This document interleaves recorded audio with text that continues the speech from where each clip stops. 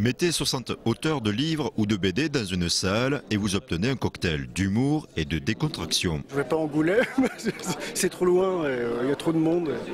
J'aime pas quand il y a trop de monde, donc je préfère les petits festivals comme ça, c'est plus intime.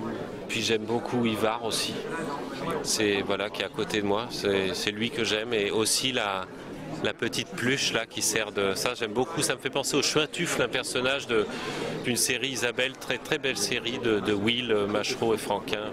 Et je trouve on dirait un Chuintufle micro. Voilà.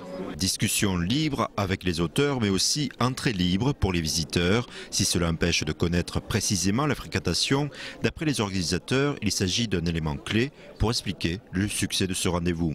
Peut-être qu'un jour les diminutions des subventions nous obligeront à revoir notre politique, mais tant que l'ACAT, qui va devenir le Grand 3, la commune de Saint-Part seront derrière nous et des partenaires privés cette année, nous ferons le maximum pour que les entrées soient gratuites.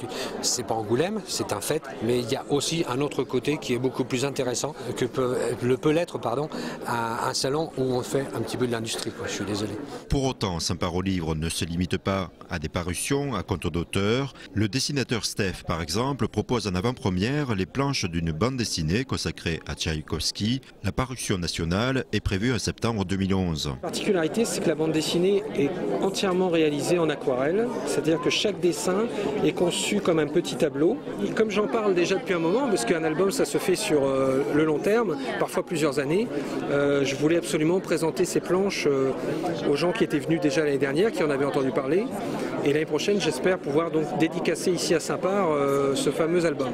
Livres historiques, BD humoristiques, la diversité est ici de mise. Les auteurs profitent de cet événement pour développer leurs contacts professionnels. Que je suis coloriste, donc je suis en recherche d'albums à faire et que je peux rencontrer des auteurs qui pourront m'en amener, pourquoi pas. Moi, depuis 2 ans que je fais des salons, c'est ici que j'ai le plus vendu, donc oui. J'en ai vendu 15 l'année dernière, donc ouais. Comment vous l'expliquez ? Il y a beaucoup de monde et puis des gens qui ont envie d'acheter des bouquins et puis je ne l'explique pas, c'est une constatation. Les organisateurs débutent la préparation de l'édition 2011 d'ici quelques jours. D'ores et déjà, ils prévoient de refuser quelques auteurs afin de préserver la dimension humaine de ce rendez-vous.